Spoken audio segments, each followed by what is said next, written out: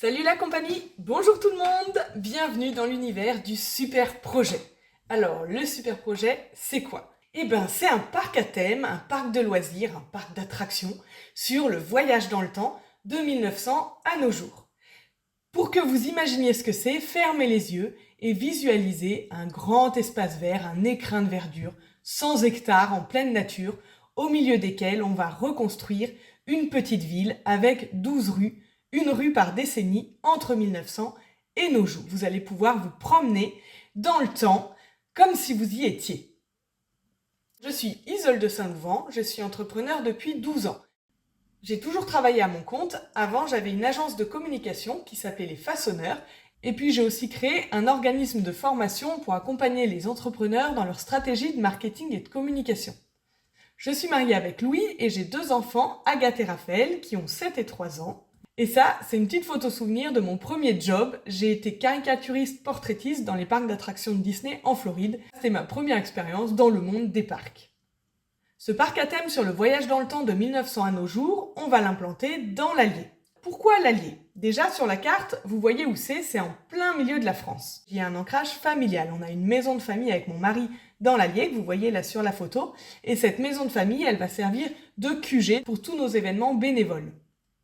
Ensuite, l'Allier, c'est un département de terres agricoles, donc il y a beaucoup de place, beaucoup de terres à vaches, et comme vous allez le voir, notre projet, c'est un projet qui va nécessiter de la place.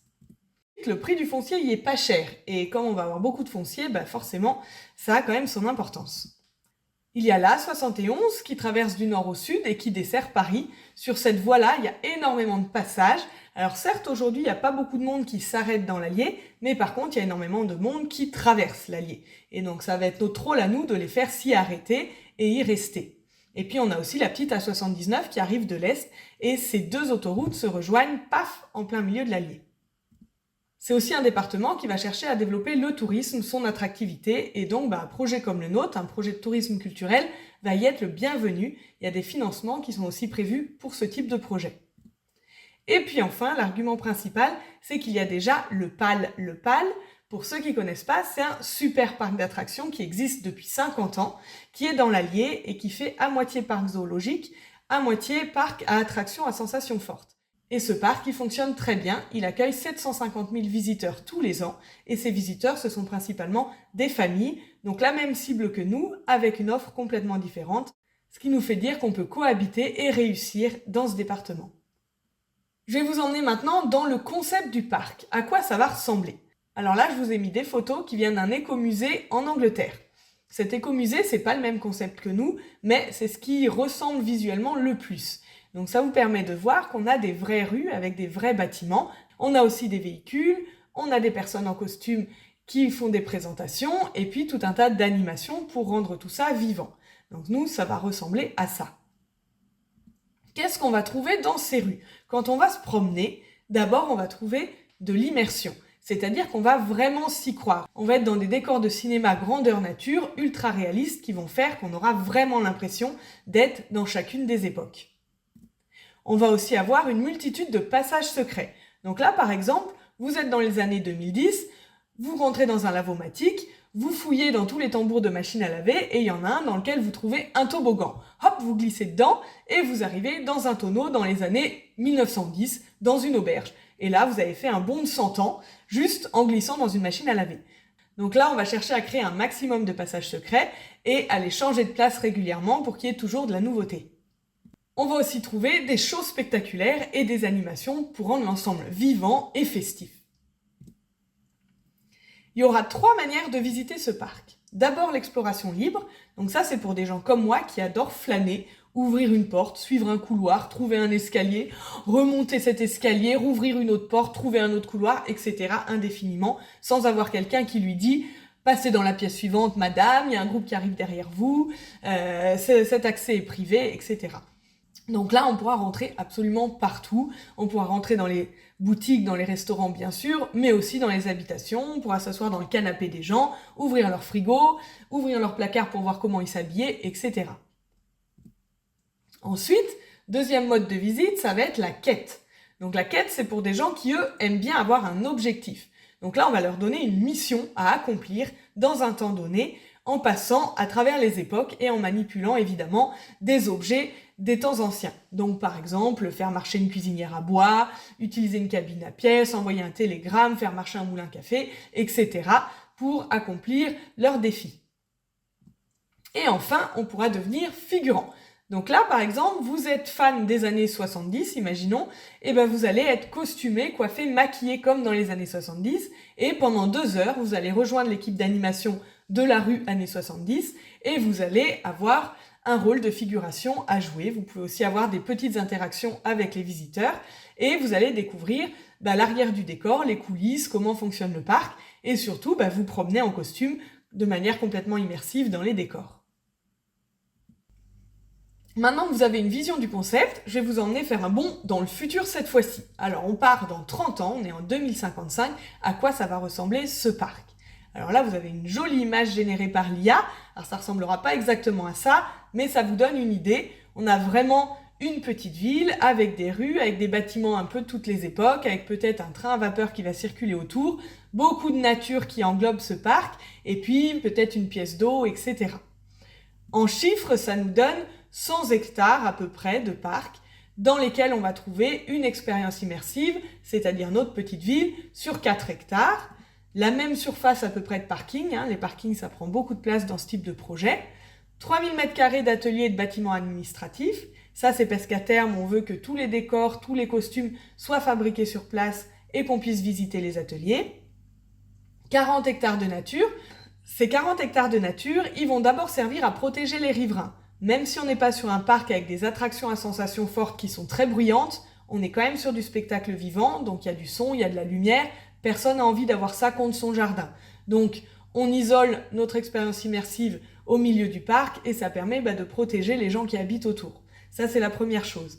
Ça va servir aussi à compenser les émissions du parc en menant tout un tas de programmes écologiques. Par exemple, on va avoir des programmes de maraîchage pour fournir nos restaurants, ou des programmes de récupération des eaux, ou de protection de la faune et la flore, etc.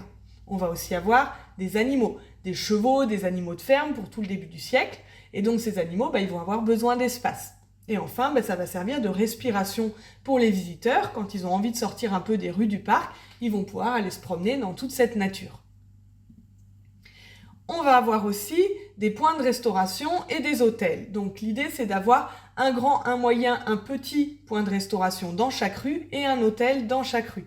Donc en gros, à chaque fois qu'on construit une nouvelle rue, une nouvelle époque, on augmente notre capacité d'accueil autant en hôtellerie qu'en restauration dans le parc. Et pour terminer, on va avoir un amphithéâtre de 500 places pour accueillir les événements d'entreprise.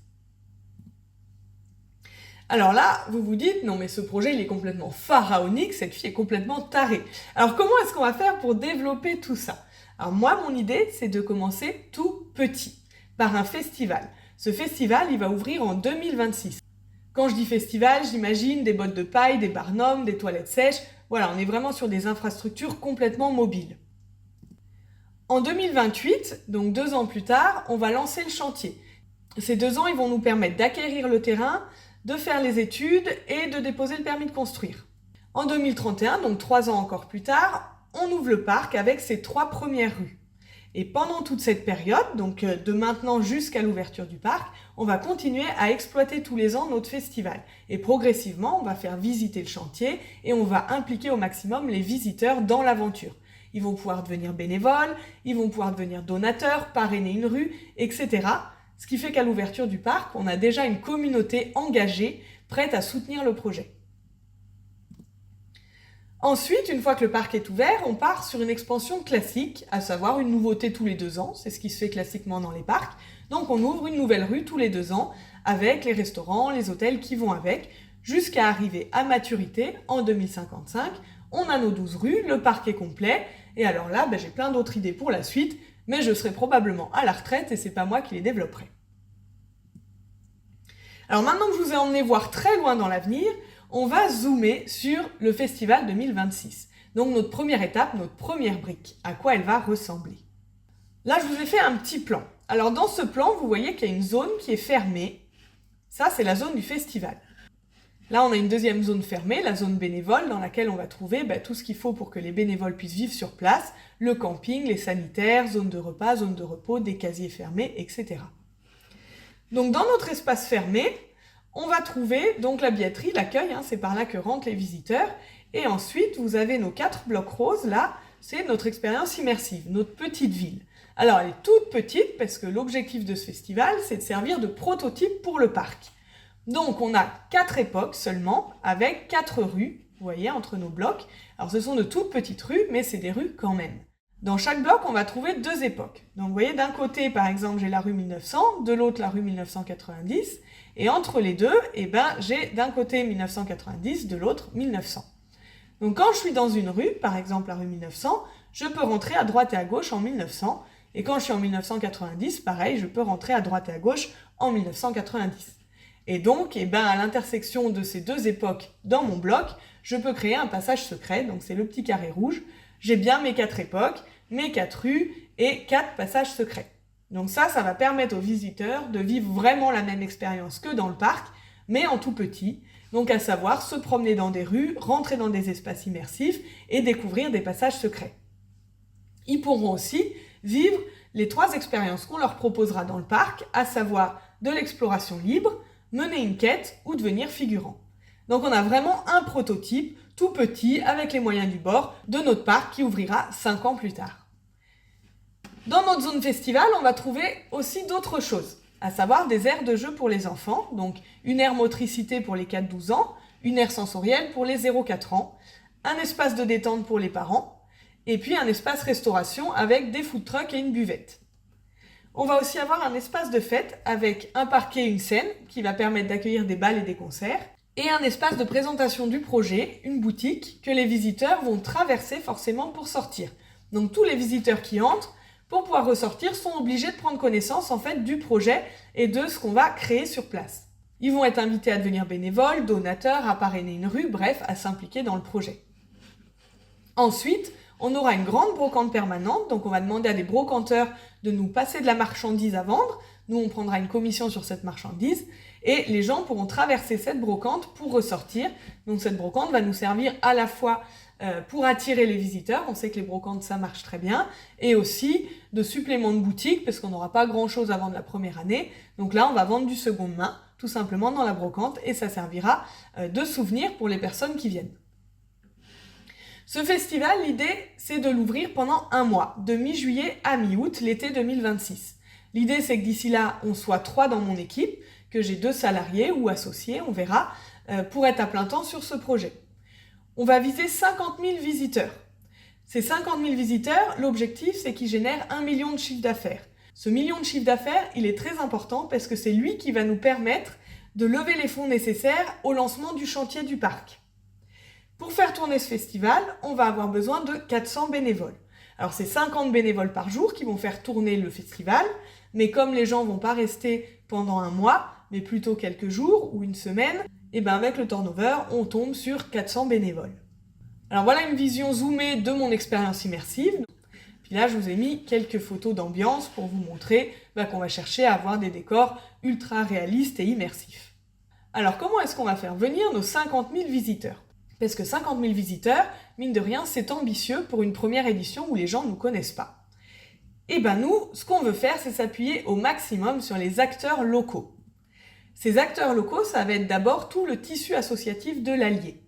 Dans l'Allier, il y a énormément, par exemple, d'associations de véhicules anciens. Donc ces associations, on peut leur demander de venir faire des défilés de voitures, de venir proposer aux gens des baptêmes, de faire des animations, etc. Il y a aussi des recycleries sur lesquelles on va pouvoir s'appuyer pour avoir des objets de décor, des meubles, des costumes. Il y a tout un tas de musées de sauvegarde du patrimoine, de choses autour des danses folkloriques, de la musique, etc. À titre d'exemple, actuellement, je suis en contact avec l'association du chemin de fer de l'Allier. Eux, c'est des passionnés de trains anciens et ils sont super motivés pour venir poser des rails sur le festival, former les bénévoles à utiliser une locomotive ancienne et qu'on fasse faire des tours à nos visiteurs en locomotive à vapeur. Ça serait absolument incroyable. Je suis aussi en contact, par exemple, avec un aviateur qui a un avion biplan des années 30, enfin du style des années 30, et qui peut nous faire un show aérien type années 30, costumé, et proposer des baptêmes de l'air aux visiteurs. Donc on va venir chercher sur place tout ce qui existe déjà, tout ce qui passionne les gens, et avec lesquels on va pouvoir créer des animations qui, elles, vont attirer le public. On va aussi pouvoir s'appuyer sur tout un réseau d'artisans pour proposer des ateliers. Donc imaginons que quelqu'un a acheté une petite commode dans notre brocante, et ben on va lui proposer un atelier restauration de meubles anciens pendant 2 heures un matin. On peut aussi proposer des ateliers de décoration, de tapisserie, de photographie vintage, que sais-je, pour créer comme ça des synergies avec les artisans. Et enfin, on va avoir tout le réseau d'artistes auxquels on va faire appel, les chanteurs, musiciens, danseurs, etc. pour animer nos bals et nos concerts et faire vivre le lieu en soirée. Maintenant que vous avez un peu une idée de comment on fait venir les gens, vous devez vous demander quand même, mais ça coûte beaucoup d'argent un projet comme ça, comment est-ce qu'elle va faire ? Eh bien, on va avoir 2 structures. D'abord une association et ensuite une SAS, une société. L'association, elle va nous servir à aller chercher des subventions. Ces subventions, avec elles, on va financer toute la programmation. Donc la programmation, c'est nos associations, nos artisans, nos artistes dont on vient de parler. Cette association, c'est aussi elle qui va gérer tous nos bénévoles. Les subventions, c'est super, mais on sait qu'aujourd'hui, il n'y en a plus beaucoup. Donc ça suffira peut-être pas, il faudra peut-être aussi que la SAS vienne en relais. La SAS, c'est une société classique avec un financement classique de levée de fonds. Alors je rentre pas trop dans le détail dans cette présentation, mais en gros, on va faire du crowdfunding, on va faire des préventes, on va aller chercher de la love money, des prêts d'honneur, on va aller chercher du prêt bancaire, des investisseurs. Donc tout ça, c'est de la levée de fonds, on va aller chercher de l'argent qui va entrer dans la SAS et qui va servir à financer l'expérience immersive, c'est-à-dire tout ce qui est décor, tout ce qui est foncier. Ça sera financé par la SAS. Ça va aussi servir à rémunérer les personnes qui sont à plein temps sur le projet, et puis après, à lancer le chantier du parc. Maintenant, les bénévoles. Comment ça marche, ces bénévoles ? Voilà comment on est organisé. On a une équipe vision stratégie qui est composée de moi, qui suis la dirigeante, je suis en charge de la vision du pilotage, de mon bras droit qui va être à la direction administrative et financière, et d'un chef de projet, d'une chef de projet qui va gérer l'association. C'est ces 3 personnes qui vont être à plein temps sur le projet, qui vont être décisionnaires sur tout ce qui est vision et stratégie. À côté de ça, on va avoir le conseil. Le conseil, ça va être une quinzaine de bénévoles qui ont envie de s'impliquer dans le développement du projet. Ce conseil, il va être consulté à chaque fois qu'il y a des décisions stratégiques à prendre. Donc, l'équipe vision stratégie et le conseil, tout ça forme ce qu'on appelle le board. Les bénévoles, ils vont ensuite être répartis en différents pôles.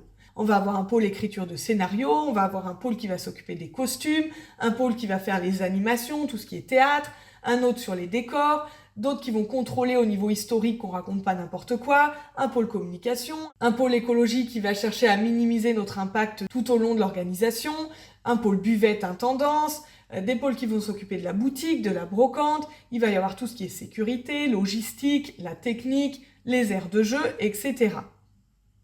Ces pôles, ils vont être dirigés chacun par un chef d'équipe. Ce chef d'équipe, c'est lui qui va faire le lien entre le board, donc le board, c'est ceux qui prennent les décisions, qui donnent la direction, et puis ses équipiers, donc les membres de l'équipe, qui eux vont préparer le festival en amont. Donc le chef d'équipe, lui, il va concevoir avec le board, et puis il va transmettre à son équipe ce qu'il y a à faire, il va coordonner les actions, et puis bien sûr, il va avoir un rôle de motivation auprès des équipiers. Le chef d'équipe, il va être aidé par un second. Ce second, il joue un rôle de suppléant. Moi, je ne demande pas d'engagement dans la durée à mes bénévoles, donc si la personne part, il faut qu'il y ait quelqu'un d'autre qui puisse la remplacer au pied levé sur des rôles clés comme celui de chef d'équipe. On va avoir 4 types d'engagement. Donc d'abord le chef d'équipe qu'on vient d'évoquer, auquel on va demander de participer à une réunion en visio avec le board une fois par mois. Ensuite, il va avoir d'autres réunions, en visio ou en présentiel, avec son équipe, au rythme qu'il a choisi selon son pôle. Ça ne va pas demander le même investissement d'être dans le pôle décor ou costume que dans le pôle buvette, par exemple. Et puis, on va lui demander de participer dans l'année aux 3 week-ends de cohésion. Et on va lui demander d'être présent pendant une semaine sur le festival. L'équipier, lui, son engagement va différer selon le pôle qu'il va intégrer. Et là, c'est son chef d'équipe qui va lui donner le rythme des réunions et lui indiquer si c'est de la visio ou du présentiel. Et il va être également invité à participer à nos 3 week-ends. Le bénévole terrain, lui, son rôle, ça va être d'être présent sur le festival. Donc il va venir entre 2 jours et 1 mois, selon ses envies, ses disponibilités. Et il va vraiment être là en renfort pour aider à la buvette, à la billetterie, à la logistique, etc. pour faire tourner le festival. Il est tout à fait possible de venir en famille pour être bénévole terrain. Donc les enfants, les ados, les mineurs sont les bienvenus à partir du moment où ils sont accompagnés par un adulte et on va leur trouver un rôle, on va trouver des missions qui sont adaptées à leur âge et on va mettre en place tout un système pour la prise en charge des enfants pour qu'ils passent un super moment et que les parents puissent aussi s'investir. Enfin, on a une dernière équipe qui s'appelle l'équipe mobile, dont le rôle est d'aider ponctuellement, sans engagement. Donc ça, c'est pour des personnes qui adorent le projet, qui ont trop envie de s'impliquer, mais qui n'ont pas la visibilité nécessaire pour s'engager. C'est des personnes qui sont en recherche d'emploi, qui attendent un bébé, qui ont peut-être des soucis de santé, que sais-je. C'est un groupe WhatsApp qu'on rejoint et sur lequel on va voir régulièrement des demandes ponctuelles issues des chefs d'équipe. Voilà, on recherche 3 personnes pour aider à afficher dans telle ville, tel jour, à telle heure. Si tu es motivé, que ça t'amuse de faire de l'affichage, tu peux rejoindre ce groupe-là. Ça peut être, on cherche quelqu'un qui est doué en mécanique pour nous aider à réparer un tracteur. Est-ce que quelqu'un a une voiture à nous prêter tel week-end pour aller chercher du matos, etc. L'avantage, c'est que ça permet de faire partie du projet, même si on ne peut pas s'engager, de rester informé, et si l'occasion se présente finalement de s'engager vraiment, d'intégrer plus facilement une équipe puisqu'on a déjà un pied dans le projet. Au niveau du plan d'action, tous les pôles n'interviennent pas au même moment dans l'année. Il y a des pôles par exemple qui interviennent tout le temps. C'est le cas de la communication ou de l'écologie. La communication, on a déjà commencé il y a plusieurs années à communiquer sur ce projet et ça continuera tout au long de l'année et après le projet, et entre 2 festivals, etc. On communique évidemment tout le temps. L'écologie, c'est pareil. On va chercher à minimiser notre impact dans tous les pôles et comme les pôles s'enchaînent sur toute l'année, il va falloir aller chercher comment optimiser les choses un peu tout le temps. Il y a d'autres pôles par contre qui eux vont être ponctuels, comme l'intendance ou la logistique. L'intendance, c'est ceux qui vont gérer les repas, par exemple. Cette équipe-là, elle va agir pendant certains week-ends et puis évidemment pendant le festival. Pareil pour la logistique, on va avoir des besoins ponctuels de matériel à aller chercher, à aller louer, selon les besoins des différentes équipes, à des moments précis dans l'année. Tout ce qui est écriture de scénario et programmation, c'est-à-dire imaginer les animations qu'on va proposer pendant le festival, ça va être entre septembre et décembre. On va avoir besoin que tout ça soit ficelé pour qu'ensuite, à partir de janvier, les équipes animation, décor, costumes prennent le relais pour rendre tout ça réel. Et puis il y a des pôles comme la brocante, la boutique, la buvette, la sécurité ou la technique, où là il y a certaines choses qu'on va pouvoir faire un peu n'importe quand dans l'année, faire les partenariats avec les brocanteurs, imaginer ce qu'on va vendre dans la boutique, créer la carte de la buvette, chercher les prestataires pour la sécurité ou la technique, ça c'est des choses qu'on peut faire un peu n'importe quand. Et puis ensuite la mise en place va se faire juste avant le festival et pendant le festival. Là, ça vous permet de voir que selon vos disponibilités, vous n'allez pas forcément choisir les mêmes pôles. Il y a aussi des pôles qui sont cumulables. Vous pouvez tout à fait vous engager dans l'écriture de scénarios et puis enchaîner sur la fabrication des décors ou les costumes ou l'animation parce que vous avez envie de jouer les personnages que vous avez créés en faisant les scénarios. En plus des réunions en équipe, pendant l'année, on va aussi avoir des temps forts qui vont rassembler tous les bénévoles. Ce sont des week-ends qui vont être fixés à l'avance et dont vous allez trouver les dates sur le site. Ces week-ends, ils vont avoir lieu dans notre fameuse maison de l'Allier, le QG des bénévoles, et ils vont servir d'abord à la cohésion du groupe et du projet. On va partager notre temps entre sessions de travail et jeux. L'hiver, ça va être feu de bois et cache-cache sardines dans la maison, et l'été, ça va être piscine, pétanque et barbecue. Alors maintenant que vous êtes chaud bouillant pour être bénévole, je vais vous expliquer comment postuler. Donc sous cette vidéo, vous allez trouver un lien « Postuler pour être bénévole ». Ce lien il va vous mener vers un formulaire sur lequel vous allez pouvoir nous renseigner vos noms, prénoms et vos coordonnées, email, téléphone, pour qu'on puisse vous recontacter.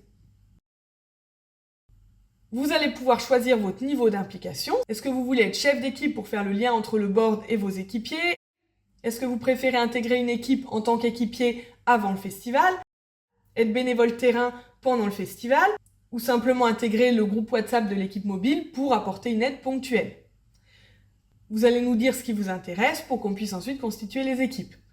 Est-ce que vous êtes plutôt à l'aise avec la photo, les décors, les costumes, la buvette, le nettoyage, l'écologie, etc. Et enfin, vous allez nous dire comment vous avez entendu parler du projet pour nous permettre d'orienter au mieux nos actions de communication. Une fois que vous avez envoyé ce formulaire, il va se passer différentes choses selon ce que vous avez sélectionné. Si vous avez postulé pour être dans l'équipe mobile, vous allez recevoir un lien pour rejoindre le groupe WhatsApp et un admin vous validera. Si vous postulez pour être bénévole terrain, vous allez recevoir une confirmation et ensuite vous serez recontacté quelques mois puis semaines avant le festival avec les informations pratiques. Si vous voulez être équipier, vous allez être mis en relation avec votre chef d'équipe qui reviendra vers vous au moment où la mission va commencer. Enfin, si vous postulez pour être chef d'équipe, vous allez recevoir un lien Calendly pour fixer un entretien avec un des membres du board. Cet entretien, c'est pas du tout un entretien d'embauche. Il est simplement là pour valider votre motivation, votre compréhension du projet et votre alignement avec les valeurs avant de vous intégrer sur un poste clé. Voilà, j'ai terminé cette présentation, j'espère que vous êtes à fond. En tout cas, moi j'ai très hâte de vous rencontrer. Donc postulez et on se retrouve au prochain week-end bénévole. Ciao!